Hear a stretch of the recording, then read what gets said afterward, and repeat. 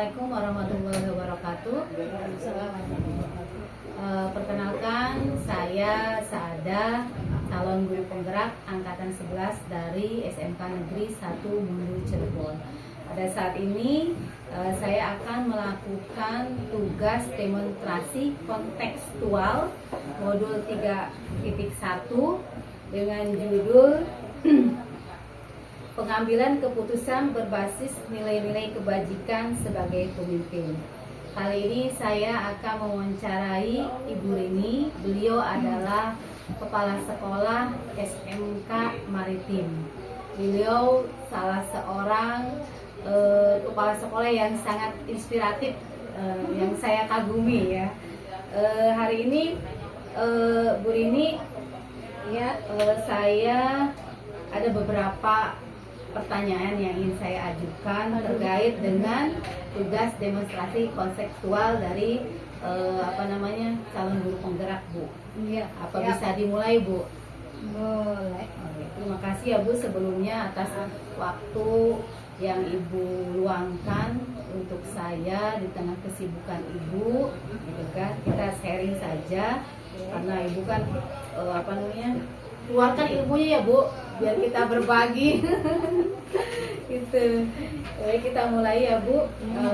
Yang pertama, bagaimana Ibu dapat mengidentifikasi kasus-kasus yang terkait dengan dilema etika, memisahkan antara kasus dilema etika dengan rujukan moral, gitu, seperti itu, Bu.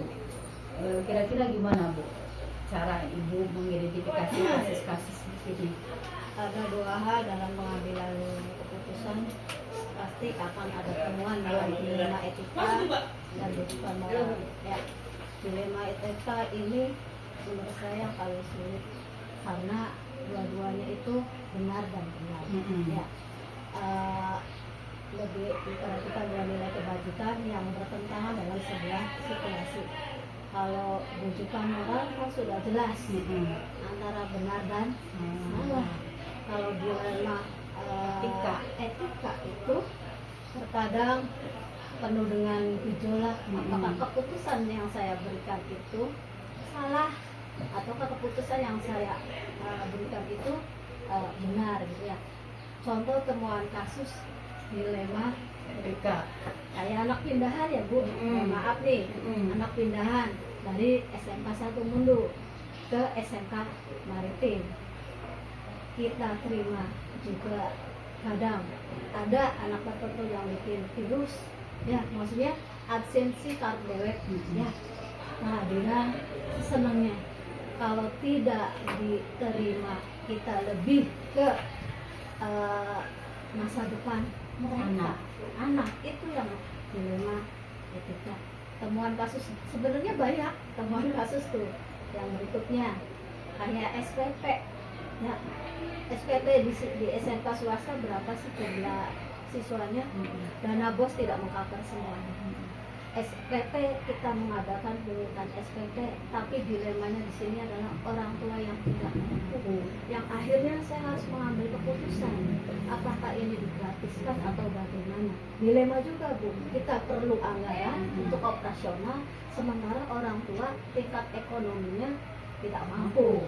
Terus yang terakhir masalah diantaranya lagi ya tentang masalah ijazah, dilarang ditahan. Iya, nggak boleh, Bu. Itu kan secara pasal ada dan itu tuh boomingnya sekarang.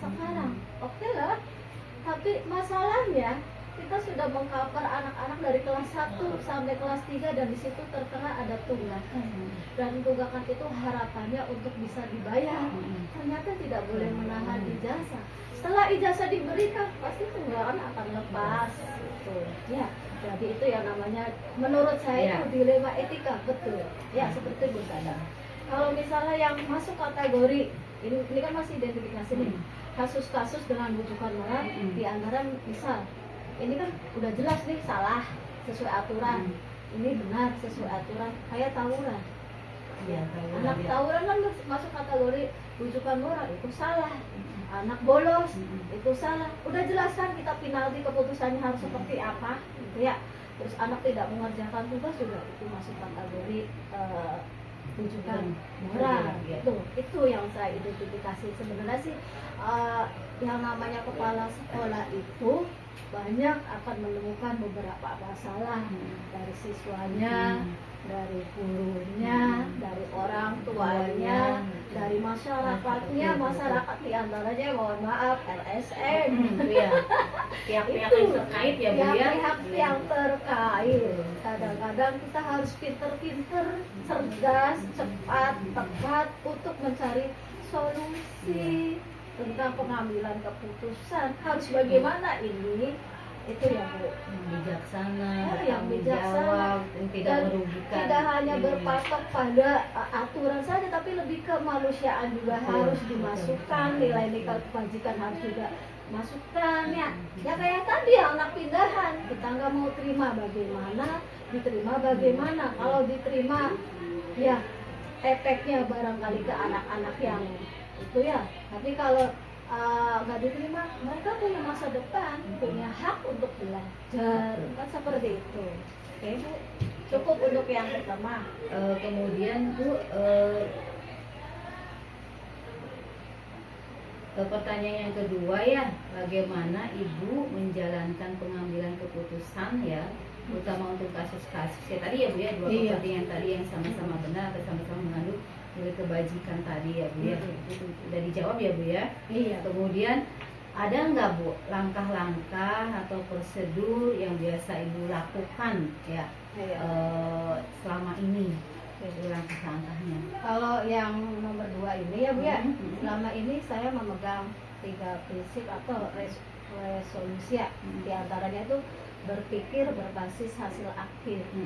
Artinya keputusan yang saya ambil itu harus berdampak positif bagi diri saya sendiri, juga berdampak positif bagi orang lain. Artinya tidak merugikan, keputusan itu tidak merugikan banyak orang ya, atau bahkan diri sendiri. Terus yang berikutnya berbasis pada peraturan, berpegang teguh pada peraturan yang ada.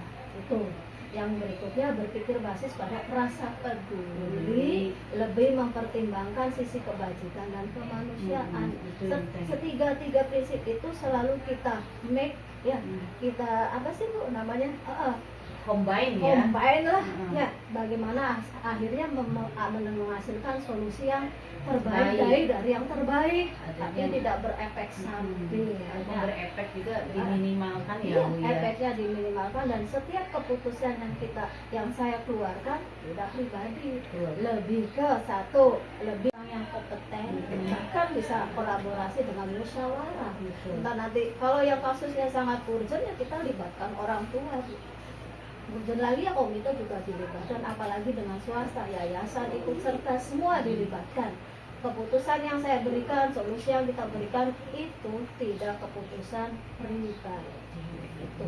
Jadi 3 prinsip itu yang selalu saya gunakan, mik ya di komennya, dengan berbasis hasil akhir, berbasis peraturan, dan berbasis rasa peduli. Itu ya Bu ya. Baik Bu Rini. Kemudian yang selanjutnya, hal-hal apa yang selama ini dianggap nomor berapa? 4. Nomor 4. Ya. Hal-hal apa yang selama ini dianggap efektif dalam pengambilan keputusan pada kasus-kasus dilema etika. Yang biasanya kan kalau langkah-langkah untuk yang langkah-langkah ini dulu ya, langkah-langkah prosedur seperti apa selama ini berarti kan identifikasi masalah. Masalahnya apa? Kategorinya berat apa ringan? Ya, kalau mungkin berat mungkin ada perlu waktu untuk penyelesaian, berarti itu kan ada penjadwalan. Ya, tapi kalau yang apa ya, yang berat ya, apa yang sangat urgent diputuskan saat itu, berarti saat itu juga. Identifikasi masalah. Kedua, biasanya pengumpulan data atau fakta-fakta. Ini masalahnya apa gitu ya, sumbernya di mana. Terus tadi melibatkan orang yang kompeten, musyawarah, terus akhirnya mengambil sebuah kebijakan ya yang berdampak positif bagi semuanya, tidak merugikan semuanya gitu ya.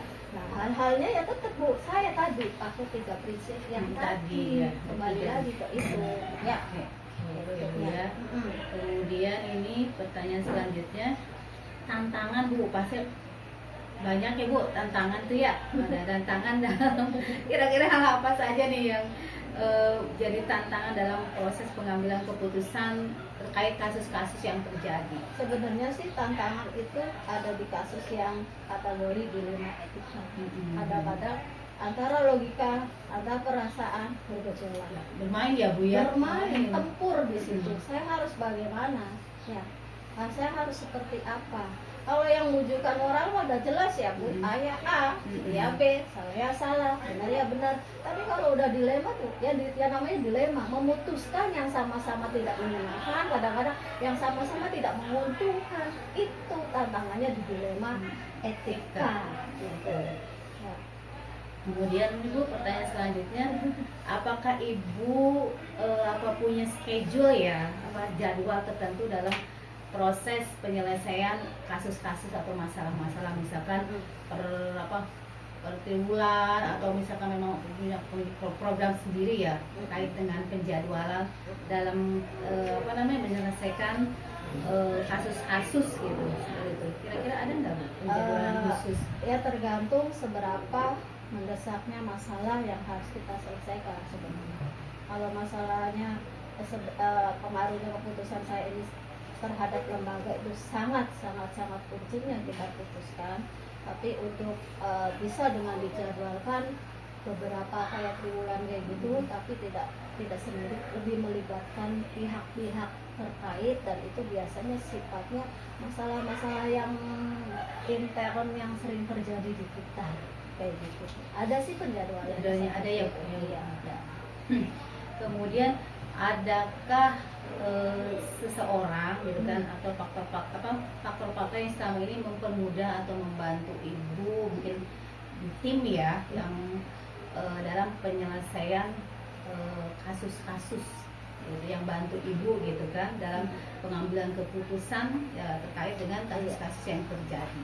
Iya, kadang-kadang keputusan kepala sekolah juga tidak semuanya bisa dianggap benar dan tidak semuanya ya dianggap salah kadang-kadang. Makanya kadang saya lebih melibatkan kayak misalnya masalah anak-anak ya melibatkan kesiswaan ya mereka ya dia atau wali kelas ya.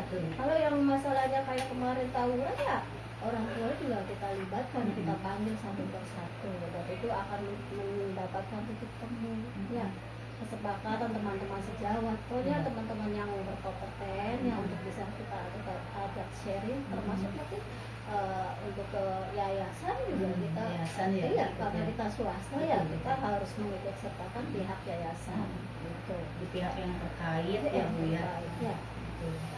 Seberapa besar sih masalahnya gitu ya Bu, tapi yang nggak terlalu urgent banget ya internal sekolah aja. Tapi kalau sudah kategorinya dosisnya yang sangat parah, mungkin saya harus melibatkan yayasan karena saya tidak bisa sepihak gitu ya.